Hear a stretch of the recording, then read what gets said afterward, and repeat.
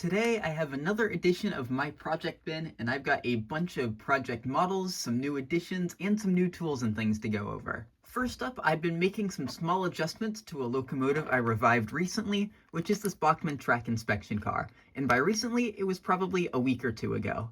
So as you may have saw, I went in and really all I did is I rewired the whole model, I cleaned up all the wheels, everything down here. I did not go in and touch the motor itself or anything, but I actually did make some little changes off camera just because there were some things I didn't like. I was having a few issues with this model, and I wanted to just make it better as a whole. So I've taken the shell off, and after I had finished working on this thing the first time, I had found that this model was stuttery in some directions and whatnot. So first I assumed it to be the wiring, and then I figured out that it was actually something to do with the contacts, which still aren't perfect, but we'll get to that. So to start, I went through all the wiring after I was having some issues with this thing. I did also remember that the wire I had originally used to wire up these, I guess you could call them leading and trailing trucks, I don't know exactly what you'd define them as, were way too stiff for this model, and it was actually causing these things to derail quite a bit. So I replaced it with some thinner wire I had laying around, and these are a lot more pliable. While I was in here, I also decided to go in and open up the motor itself and actually clean it up. It wasn't that bad, but it was a good thing to do. And I also noticed that one of the tabs, you can see these little things right here that are supposed to contact the edge of the metal casing of the motor, was broken off.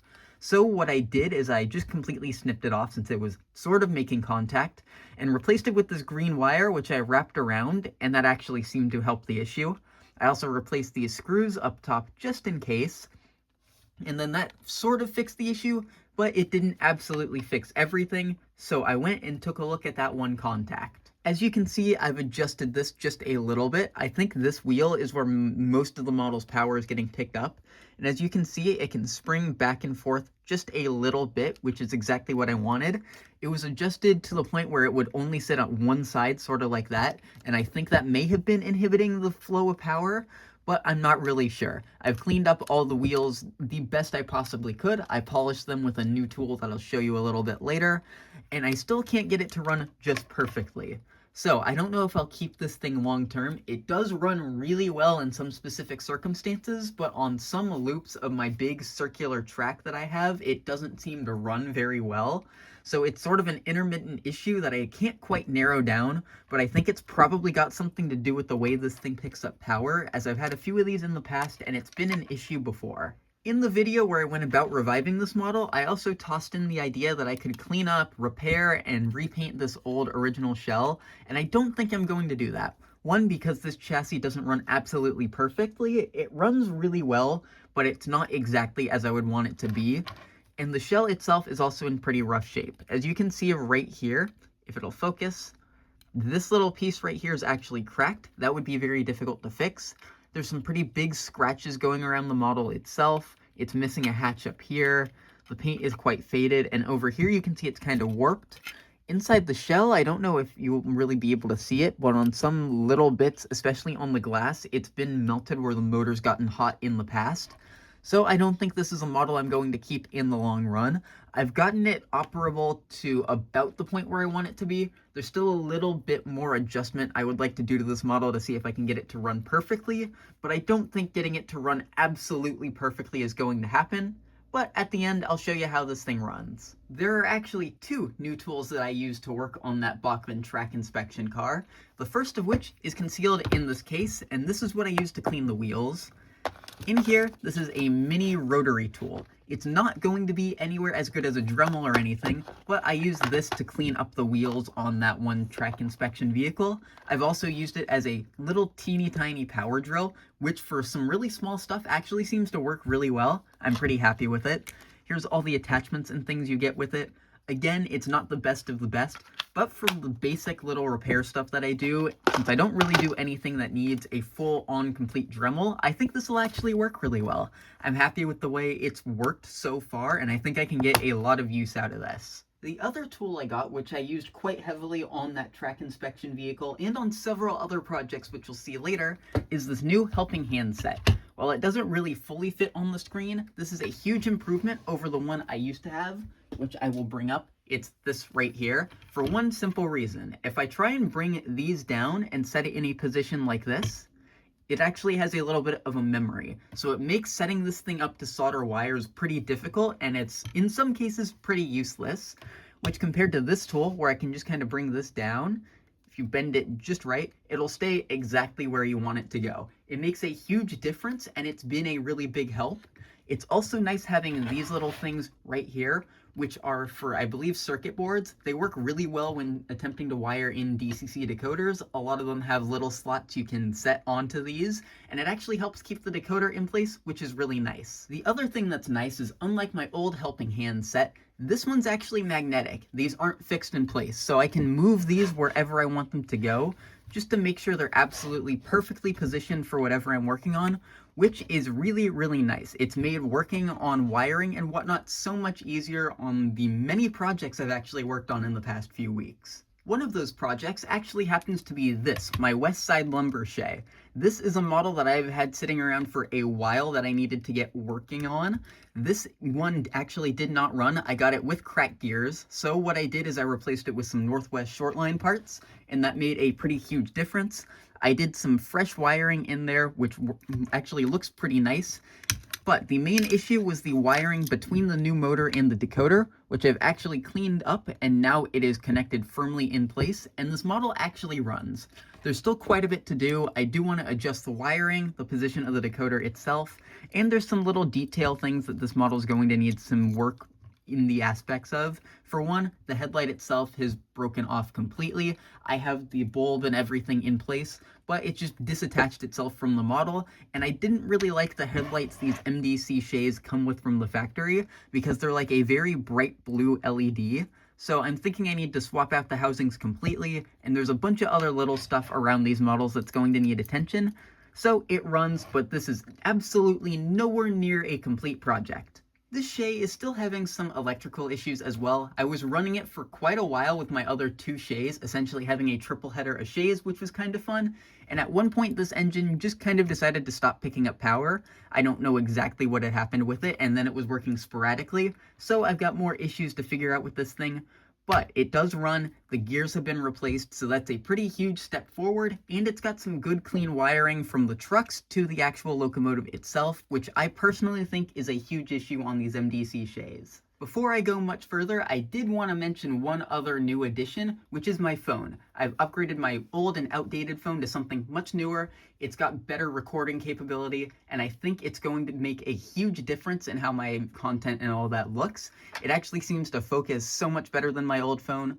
It adjusts to lighting a lot better, and while I don't have any microphones or anything yet, they're on the way. They should be here in just a couple of days. I think even without the microphones attached, it sounds a lot better than the regular speaker and microphone on my old phone, so I think it'll make a huge difference overall.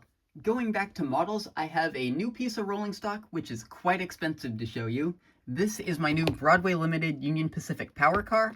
I needed this for an exact consist that I'm working on building. This exact car in the scheme with these details is exactly what I needed, so I'm happy that Broadway Limited has finally made it, so let me get it out of the box and show you this car really quick. So here's the car out of the box, and while I haven't had it on a layout or anything just yet, I'm already really happy with it. The car itself does look really nice. I like all the details and whatnot. This is actually equipped with sound too, as again, this is a power car with a generator inside, so I splurged a little bit and went for the one with sound. There are a few little neat things about this model, and there's some stuff I had to tweak when I got this thing out of the box. For one, these axles were pretty poorly lubricated, so I needed to add a little bit of fresh oil to them.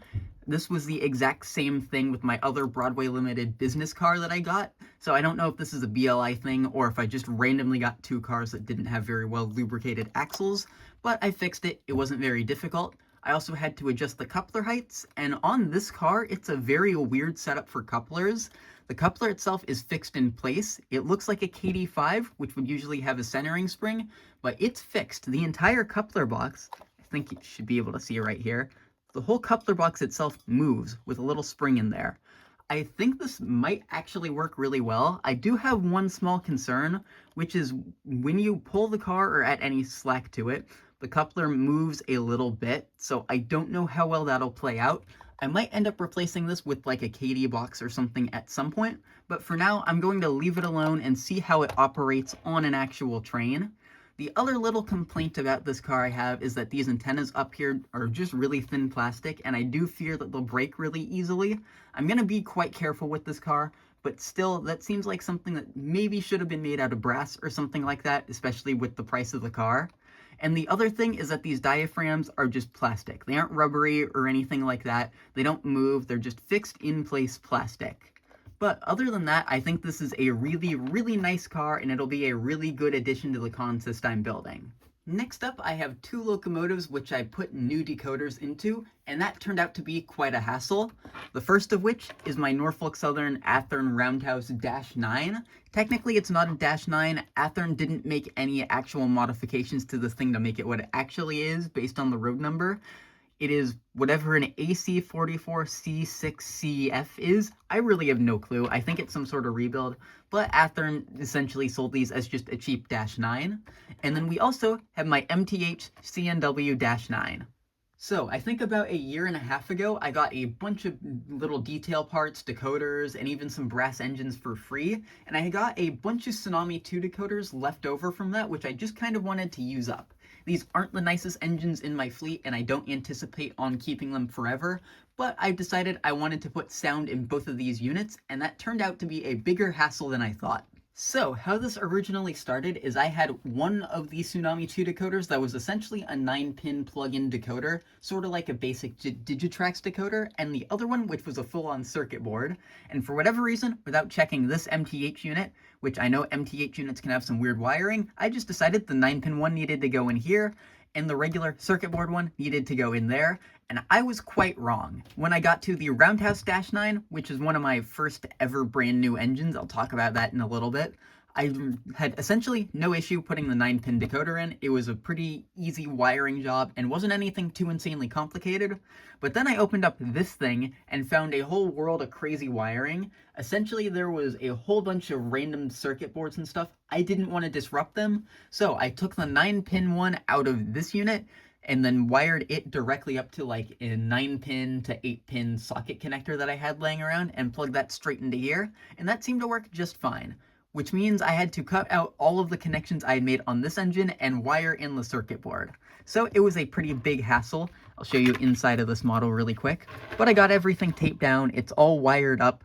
It did take quite a bit of work. It's not the neatest wiring I would have liked though, and I've tested both these models out, and they do work. So I'd like to clean up the wiring in here a little bit. This does seem pretty secure, and I think it'll last for quite a while, but it's really not the exact route I was hoping for this project to go. Again, this is an engine that I don't really care that much about. This was one of the first engines I bought new when I was just getting back into model railroading when I was, I think, 14 or so. So this engine has been pretty heavily abused, if I can even get the wiring back inside of the shell. So as you can see, this little antenna up here, I had glued on with super glue at some point in the past, so that looks pretty rough. This front plow has been completely beat up and probably needs to be replaced. The whole front of this thing looks to be in pretty rough shape. The handrails themselves are all beat up. But other than that, this engine's actually fared pretty well. There's not really any major damage of any sort, and it's held up quite well. So I think this is a testament even for some of the cheaper end Athearn models about how some of this stuff can hold up. I know it's essentially a blue box with some details on it, but I'm impressed with how it's held up again, based on how I treated this thing years ago. Now, as you can see, the CNW MTH-9 is in much, much better shape. This is, again, still an engine I've had for a couple years, but it's been treated much better. The reason I don't really like this model that much is A, all that weird, ridiculous wiring I had to deal with, and B, I'm really not a fan of how MTH shells are mounted to the chassis. They use these clips, which as you can see, don't really stick in place all that well. You can kind of see them through the walkway. I don't really like how the walkway is separate from the locomotive like this. It just moves around a lot and does not look great. And a lot of the details, such as the ditch lights and stuff, are way too oversized. So this is an engine I will also probably be getting rid of at some point. I don't have any good replacements for these two yet. They both operate on my grain train quite frequently, so I decided that for the little time I have them in my fleet, I wanted to put sound in them. And as you may have noticed with the first Dash 9, the Norfolk Southern unit, neither of these have speakers yet because I don't have any laying around. A friend of mine makes some pretty good speakers and whatnot, so I might task him with making some for these. So they have a sound decoder in them with no speaker yet. Currently, my Bachmann Spectrum 210-2 is getting a speaker made for it, so either of these will probably be next in line. Next up, I have a project that's been eating away a lot of my free time, and that has to do with some of these Athearn Blue Box frames that came off of a whole bunch of Athearn Ice Reefers. There's a whole bunch more in here. So, essentially the story behind these is the club I am a part of, which technically isn't a club for the purposes of this, it's easier to refer to it as a club, got a donation of a bunch of these Athearn Blue Box 40-foot reefers, and we decided we wanted to build a club train out of them, and I decided that I would take a large part in trying to fix these things up, because I think, as most of you know, I like fixing old broken stuff. These cars were pretty covered in rust. I don't know if you can really see it on any of these cars, or if I've got any that even show a little bit of it. I think you might be able to see some of it in there. But the weights on these cars were completely coated in rust, so a friend of mine cleaned those up and painted them. And then I decided to go through and clean up all of these frames painstakingly by hand, trying to get every piece of rust possible off of them. I cut off the old coupler boxes as we are planning to replace them with Katie's, and I just cleaned the entire frames with just a little bit of rubbing alcohol. It definitely took hours and hours, but these are all clean. I also finished cleaning up all the hardware, such as the trucks and screws and whatnot, that we can reuse. So I'm still working on this in the background. It's a pretty big project, but hopefully we can actually wind up with a pretty cool big reefer train that we can use. Hopefully with the weird rare brass cab forward that I'm still working on, that I made a video on ages ago. Going back to my models, I've had another new addition to my rolling stock fleet. Technically, it's 3 pieces, but they're all in one box. It's kind of hard to see with the glare right here, but these are some Athearn petroleum tankers, which I need for another very specific train I'm trying to build. Alright, I've got these out of the box, and as you can see, these are 3 Athearn Genesis 33K liquefied petroleum gas tankers, which I need for a very specific local I want to model from BNSF based out of the LA area. I believe it's called the El Segundo Local, I think, or something like that. It's just in the South LA area, sort of, and I've seen it before. I filmed it once on the channel years ago, but it's a really bizarre local. It's got a weird power pool with GP60Ms, GP40Xs, some weird patched, I believe, Santa Fe, and even a Burlington Northern GP60. It is a very weird pool of power. It's a very long train that runs very slow with a bunch of these petroleum tankers, and it's got a very, very weird and bizarre conversion car. So I've seen this train around. It's pretty unique and weird, so I want to try modeling that, and for that I need to get a bunch of these. I've already got a GP60M and a GP40X, along with the car that I want to turn into that conversion car, but obviously it'll take a lot of work, and I'm going to need quite a few more of these. In terms of these specific models, out of the box, there are a few things I really don't like about them. I haven't tweaked anything, which is a rarity for me, mostly because of the couplers. They've got McHenry's, which I don't like, but I need to get these specific shelf-style tanker couplers to actually make them accurate. I don't have any of those in Katie's laying around, so for now, they'll have to stick with the McHenry's. The other thing I really don't like is, out of the box, most of these cars were actually missing at least one of these roller bearing caps. I think one car was actually missing 2, and those are pretty annoying to put on. And the other thing you might have been able to see right there is this car has some pretty considerable body wobble. If I just let it do that, that's way too much. I need to fix that, and I don't think the screws can tighten down anymore, so I may need to add some washers, because I think these couplers are low anyway, and torque that down. But obviously, these cars are going to need some work, but at least they actually have proper weight in them, so I don't need to worry about tearing these down and trying to cram them full of weight. So, while I don't have very many of these will be very useful for when I'm trying to build that train down the road. I also made a very needed upgrade to my workbench controller for testing models and stuff when I'm working on them. I replaced my old tortured pieces of wire with some new alligator clips. These actually extend much further, they're a lot more pliable, and you can actually grab onto things with them. These are going to make testing models out on my desk so much easier compared to the wires that I had to position weirdly. I've retired those wires that were already getting worn out, and these have been such a huge improvement on just the few models I've worked on with them. I think it's really only been the 2662 that I showed a couple weeks ago in my Bachmann track cleaning car, or track inspection car, whatever you want to call it, and it's made a huge difference. So I'm really happy with these, and it's going to be a very useful tool for me to keep around, and I've got more of these around just in case any of these happen to wear out. Next up, I have a very, very brief and quick update regarding my Western Pacific 282 Mikado. I got this thing ages ago, just as a DCC ready model, and it's been sitting around. And since I had been working on both of those Dash 9s that I showed you earlier, I had some spare decoders laying around. So I finally stuck one of them in this thing, and now it's got DCC. It doesn't have sound or anything, and there are a few other little things I need to do to it. Most notably, I need to replace the old Bachmann Easy Mates with some actual Katies, since I got more of those in stock. That'll be pretty simple, but at some point this model probably deserves sound, maybe a new motor and all that. But now this is actually a usable DCC model. I know I've shown a lot of tools today, but I promise this is the last new one. This is a new airbrush to replace my old Amazon one, which has actually broken. I believe it was because I used some old paint that was a little too thick, or it was just old and rotted through it. So it does still work, but it's not great. It isn't very usable. So this should be a much better addition. And it actually seems to be a much higher quality piece. On the bottom, you actually have a much nicer state of charge readout. It claims that it can run longer than the other one, which was a pretty big issue. The airbrush itself, which is hiding right down here, actually has more features, and I've been told it's a lot easier to clean than the old one, which again, this airbrush was a little bit more expensive than my old one, so that's to be expected. The other thing I do really like, which is a huge improvement over my old one, is this actually has a cord, so you can set the actual, I guess you can call it air compressor down, screw this into place, and move the airbrush just with this cable. I think that will help a lot, and it should make a pretty huge difference. So hopefully once I get some new paints, I can test this thing out, and it should be, in theory, a very, very useful tool for me.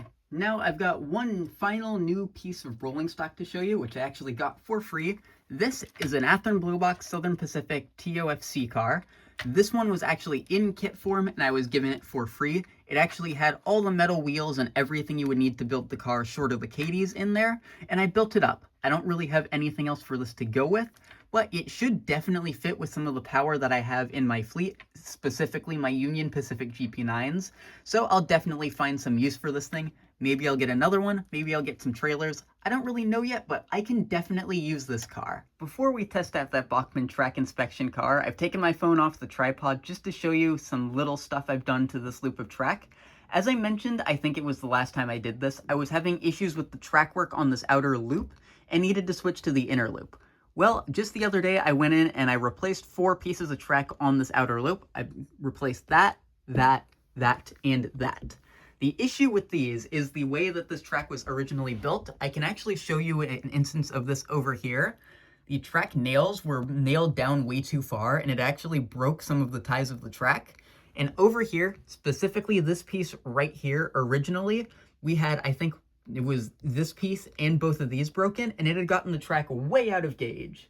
So I just replaced this with 4 pieces of track. I didn't think I had any 22-inch radius laying around, but it turns out I had just enough to replace all the sections I needed to replace, and it actually seems to have worked out really well. I also chose to rewire the track itself because, as you can see with both of these, the wiring is actually quite messy. So what I did, instead of soldering it to the side of the rail, I soldered it underneath the rail joiners. So you can kind of see where the connections are, but it looks a lot cleaner in my opinion. And I've tested this loop out, and I think it actually performs a lot better. I think even without soldering the tracks, which I don't know if I will do based on the issues I had removing the old track, the electrical pickup seems to be a lot better around the entire loop. Now it's time for me to give this Bachmann track cleaning car some power and show you exactly what it's doing. I don't know what direction it's in first. This is at about 90% power. And as you can see, it's stuttering pretty heavily in this direction. It has sprung to life, but if I go the other way, it's a lot smoother with no stuttering whatsoever. I'll bring it all the way around once again.